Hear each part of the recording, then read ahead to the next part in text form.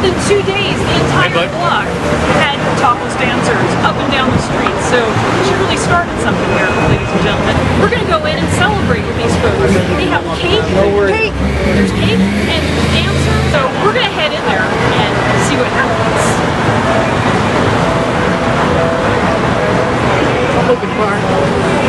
We're in a private booth here at the Condor, and we're here with D'Arcy Drollinger. Hi. Well, hello there. I think I might be the first Carol Doda drag impersonator. She is now coming into the ranks of Cher and Judy. And, so I think this is the new frontier. I think she is now a legitimate icon. She has always been an icon of toplessness. Well, she has been an icon of toplessness. I was born and raised in North Beach, and the sign with the blinking nipples reminds me so much of my childhood. It was, when I got asked to do this, I was so floored and so excited. Had my dress custom made to especially fit these boobs by Tria, who is amazing. My mother flew out from Hawaii to be here tonight, and my uncle came tonight, and my aunt interviewed Carol back in the days when she first became a topless dancer. And here's a little anecdotal story. Now, do tell. So my aunt asked her, Gina Barrialt is her name, she asked her in the Esquire magazine article how she felt about, did she feel erotic having so much silicone in her breasts while she was dancing? And she said, "What does erotic mean?" I don't think they called them erotic dancers in those days. I have a new show. We're doing Sex and the City live at the Victoria coming up. I play Samantha Jones. Of course you do. And if anyone wants to come to my dance class ever, I teach a great dance called Sexitude, a dance class that meets Sundays at 11 at the Academy of Ballet. Oh, wow. So you should all come dance with me. Yeah, it's kind of early. Well, you can burn your hangover off. It is kind of early. Well, you serve alcohol there, right?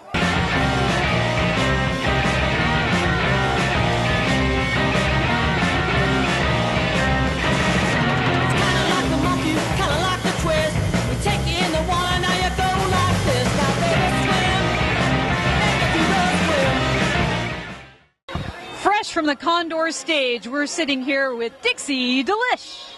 You were fantastic tonight. Oh, thank you. That was only the first act of a two acts you'll see tonight. So we'll get to see more of you. Definitely. I'm doing my fan dance tonight. Then we will see more of you. That's for sure. Oh, yeah. I'm so honored to be a part of history tonight and mark this 50th anniversary of the first topless dancer. I'm part of a duet known as Americana Mayhem. It's me, Dixie D'Lish, and Molotov, and we do trick roping, knife throwing, bull whips. I do fan dances and burlesque. So if you're interested in any classes, we do private and group classes. I would like to take a bullwhip class. It's amazing. Your partner would probably love it too. No, you're a pretty dangerous lady, actually. You've got some skills that your average beautiful girl does not have. They don't call me the burlesque outlaw for nothing, darling. Ow! Whoa! Whoa! Whoa! I just saw nippage. Did you see nippage? Totally, I did see nippage. You're missing out by not being here tonight. It is the anniversary of topless dancing here tonight. Oh my God! Okay, we're definitely staying for the second half. Are you going to do the nippage? I think I have to. That is amazing. I did not know that it was it is legal here, is it not? This is a strip club. But people are drinking alcohol here. Oh, I guess you're allowed to. I have a license. What about bottoms? Oh, Can we do bottomless? I don't think so. No. Okay, no bottom. Put your pants back on, Babs. Oh, I better put my pants back on. So Molotov here literally laid on a bed of nails on the Condor stage, and he is completely perforated right now. Are you perforated? No, you mentioned I did lay on the bed of nails, and let me tell you, that's not all I'll lay tonight. Well, well, well. Dirty.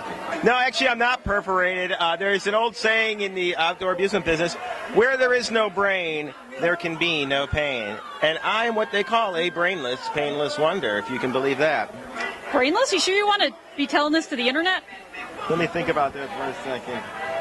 Indubitably. Yeah, it's true. Something. I wanted to ask you something. So You don't have to stop that. That's okay. Yeah. So sword swallowing. I know that you can swallow a big sword. So how did you get over, well, a friend of mine wants to know this. How did you get over your gag reflex? Well, I was taught by an old sword swallower that told me that when I swallow a sword, I should massage the back of my throat with something hard, yet not metal. Well, after I woke up and found my pants around my knees, I still didn't really know what he was talking about, but amazingly, I could swallow a sword. So I think it's all about massaging the back of your throat with something that's hard but not yet metal. I mean, I don't. Would you be interested in learning how to swallow swords? Yes, You might do really well with that. I hear that you teach classes. I'm giving a class tonight, actually, in the women's room right after the show's done. Stall number 2. Just come on in. Don't fall for this again. I will not. He's going to teach me how to sword swallow.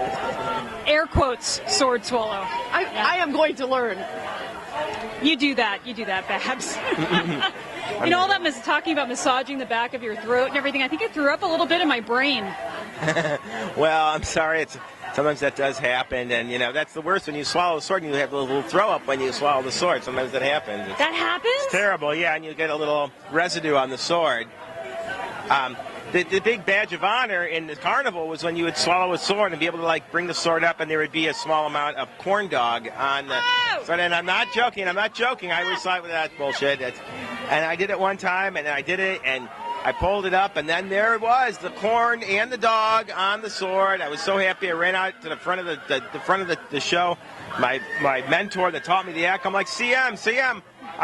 Look at this. I got corn dog on my son. He's like, congratulations. You wanted to be in show business in the worst way? You found it. You should chew. You should learn how to masticate your food. Listen to the Klingon. Probably right. Yeah. You're probably correct. Yeah. 40 times, then swallow. Well, he knows how to swallow. Yeah. That's obvious. Cool, so you'll be hitting the stage again tonight. Yeah, I'll do a little deep throating a little bit later on, selling swords, sabers, and bayonets down the hatch without a scratch. Yeah, coming up in the next set with the shimmy shakers. Excellent. Well, we'll be there with a corn dog. Oh, well, just for you. Excellent.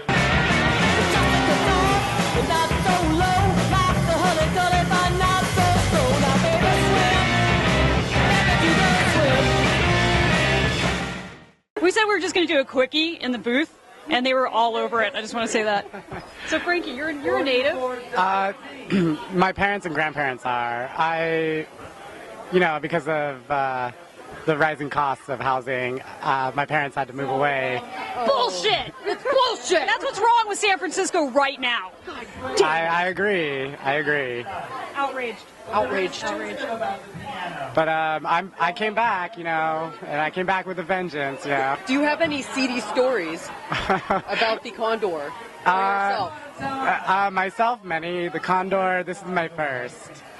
But my grandfather and his brothers told me back in the 60s when they had the Republican National Convention, them being locals and growing up here, they could not get in the doors of this fine establishment because of all the Republicans trying, crowding this fine establishment. Well, my dad was very upset because he really wanted to come tonight, but it was way past his bedtime. It's like 8 o'clock right now. I know, yeah. That's why I was like, no, 8 o'clock, can't go. But no, my parents were like, you should definitely do this. Like, this is a great venue. It's got just so much history to it, which is, amazing. I had never been here before, so it's great to walk around and see all this, just everything about it. It's so decorative. It's so beautiful inside. It's a great burlesque show going on. Shout out for SF Weekly. SF Weekly, Bay Guardian, Examiner. Yeah, that's right. You're all one happy family now, aren't you? Yes, and the Bay Area Reporter. Oh, them too. We like them. Yeah. They're smutty. Do what you wanna do like you wish. Come on, baby, now and swim like a fish. Now, baby, swim. Baby, do the swim. Jam, baby, twist and shout. Do the swim, baby, now you work it on out. Now, baby, swim. Baby, do the Oh, she's got a thing. She's going to do a bit. Talk about what? I am having such a lovely time here at the Condor Club tonight. I'm enjoying 50 years of Oh, hey, ladies and gentlemen. I've stolen the show from Odessa. No, give it back. Hey, why does this always happen with us? You know, it just... You can have as much as you want. Here, punch this mic. Donkey punch it, just like you did. That's really great. I found out about Carol Doda very early in life because my dad was a patron of the Condor Club. My dad, too. Yeah, and my mom occasionally, but not as often as my dad. I'll So bet.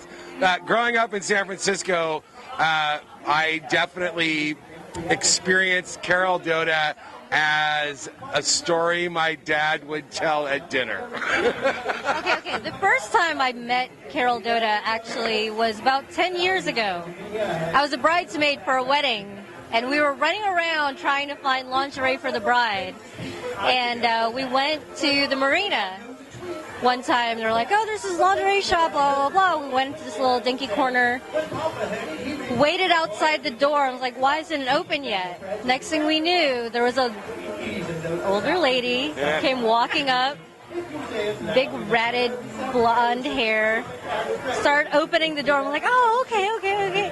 And I turned around, and I was like, I think that's Carol Doda. Nice. This is her shop. That was awesome. Wait, any feelings about the 44s? I'm for them. I know you're a supporter. I would like to be the brazier for the 44s. I would like to support the 44s. Might be able to. We're modern connoisseurs of the 44s. That's true. Yes. Yeah. But I don't feel that there's a plus or a minus, a positive or a negative. Boobs is boobs, and God bless them. That's and, right. Yeah. So it doesn't have to be 44. There's all kinds of wonderful boobs out there. Why stop with one kind? I like that. Kingfish, you are wise. It's not about big tits. It's just about tits. Right. Yeah. Why we gotta distinguish? Preferably naked. Yeah, Preferably yeah, naked. yep. Yeah. By the way, this is a great way to segue into my $1 million idea. Ball pit of tits. What? Like Chuck E. Cheese style, but you just jump into the ball pit of tits. And Pit of tits? Pit of tits, yeah. You're a dark place, Kingfish. I'm not sure about pitted tits. Pitty tits. Well, I mean, it depends on their texture. That's true. Yeah. Whoa. You don't want soupy tits. No. Yeah. Soupy tits? Yeah. Is that like Soupy Sales' brother? Yeah. No can of mushroom soup and a pantyhose. Again, I'm throwing up in my brain. Then we've done You our asked job. you asked us in here. Come on. It's true. I said, come on, let's do a quickie in the booth. And These boobs feel like Ratel pasta. What the hell? This was not the quickie I imagined.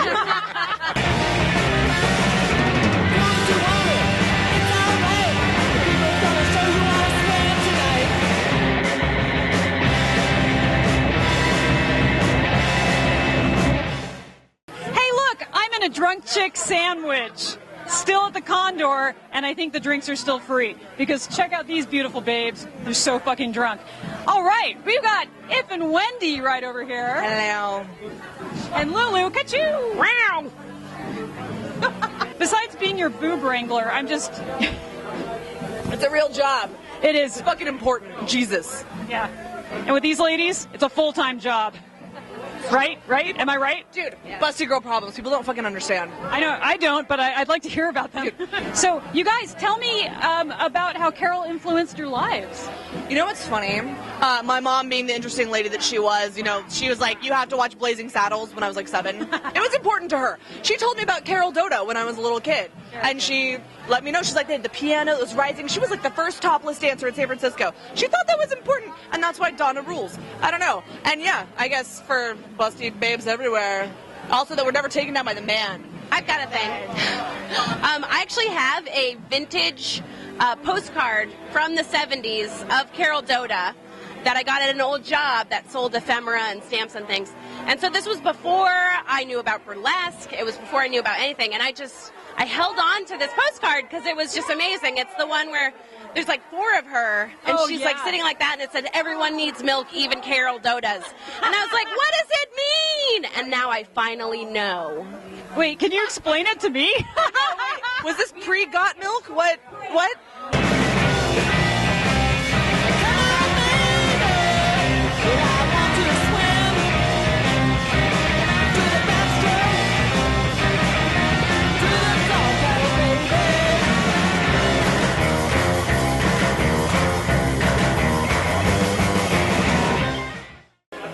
This is Kitty Chow, and she is responsible for the wonderful party we've been partaking in tonight. Hey there. Hello. Thanks for coming, guys. Oh my God, thanks for letting us in. Most are you clubs don't. kidding? It's been a wonderful night. So many great performers, dancers, comedians, musicians. This is great. What made you organize this event? When I was of age, I said, I want to be a stripper, but I want to do it like old school way. Yeah. And this is like pre-burlesque. This is like early 90s. I started stripping in Canada. I wanted to do burlesque, and I did burlesque up there, and they're like, the loggers were like, what the fuck is she doing? So like, why is she dancing a Cab Calloway? Where's the poison? So of all my years of working in, entertainment, sex industry, I've been wanting to bring burlesque and striptease back into an actual strip club. I moved back from Hawaii a couple years ago. I scouted, my unemployment ran out, and I scouted out what club am I going to work at. And I came here and I was like, number one, it's a historic landmark. It's a great venue. And I said, this is where I want to do a show. I want to combine my two favorite things into one. And so, this place is a historic landmark. It's a great space. They appreciate, their elders and stuff. So I thought, why not? You picked the right place. Yeah, I know. For stripping revolution to happen. No, of course. But here's the thing. Even aside from that, I fucking love working here. As far as strip clubs go, this is a wonderful club. We're the classiest, I say, on this strip. It's true. And no, it's just I love it. I tell my customers and my clients and stuff, you are in an interactive museum. A lady museum. Yeah, it's fun. It's so fun. Sexuality is fun. People are scared, but it's so healthy. It's fun. Now, have you met the one, the only Carol Doda? I have. And I was trying to get her to come in, but, she's got, her issues with history and stuff, okay.